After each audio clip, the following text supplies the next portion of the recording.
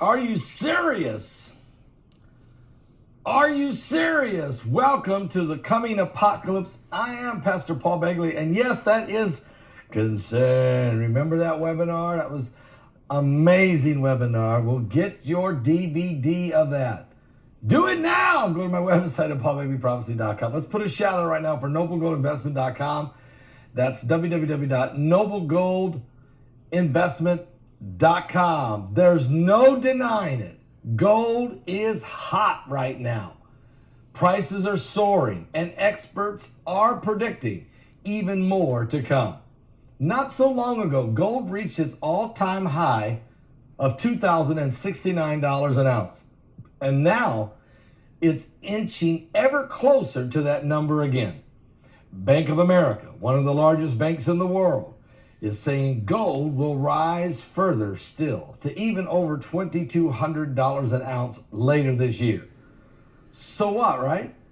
Well, gold is already a safety net for your hard-earned money. And now, when the stock market is all over the place and the value of the dollar is uncertain, being safe really counts like never before.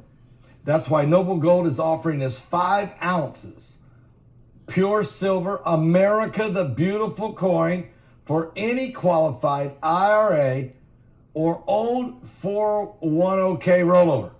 Terms apply. A solid silver U.S. Mint issued coin celebrating our national parks. On the back, you'll see this Rhode Island. Free. They'll give this to you for free with every qualifying precious metals IRA or 401k rollover. You can't go wrong with Noble Gold Investments. Call the number at 877-646-5347. That's 877-646-5347.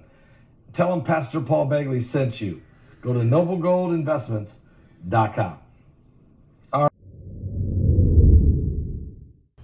On Wednesday, Florida Governor Ron DeSantis officially entered the 2024 presidential race, adding his name to a crowded field of Republican contenders.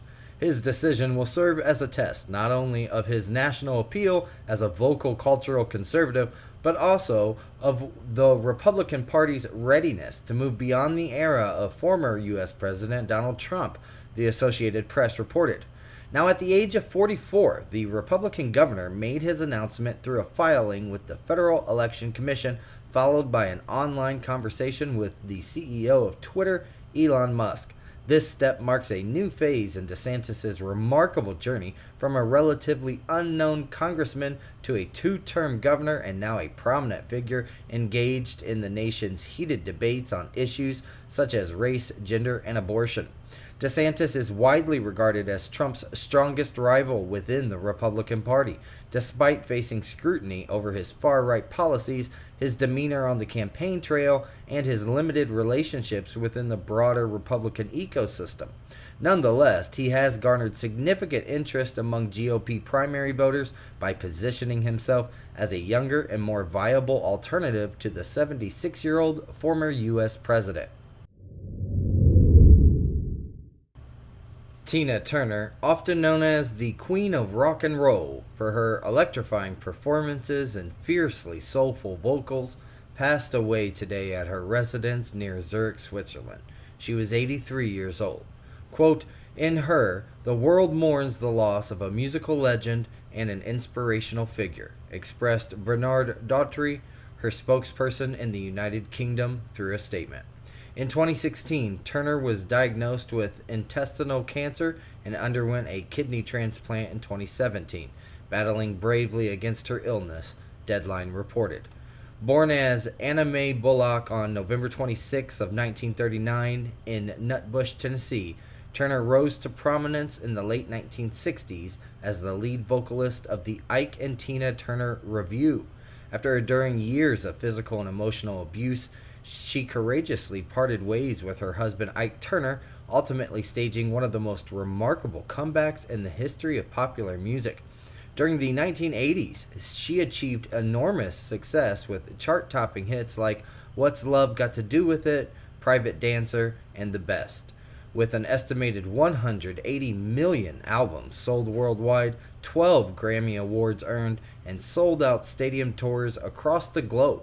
Tina Turner solidified her place among the music industry's elite.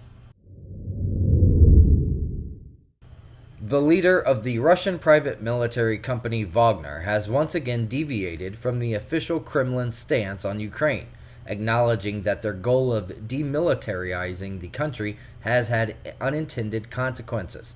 Yevgeny Prigozhin, in his statement, admitted that Russian troops have caused civilian casualties and supported Western estimates that put the losses on their side at over 20,000 in the battle for Bakhmut, the Associated Press reported.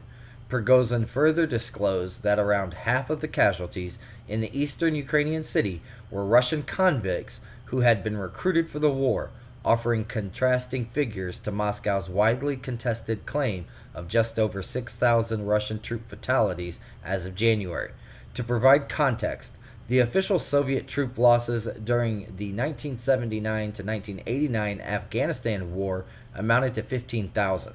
As for Ukraine, the country has not released official figures regarding the number of its soldiers who have lost their lives since Russia's full-scale invasion commenced in February of 2022.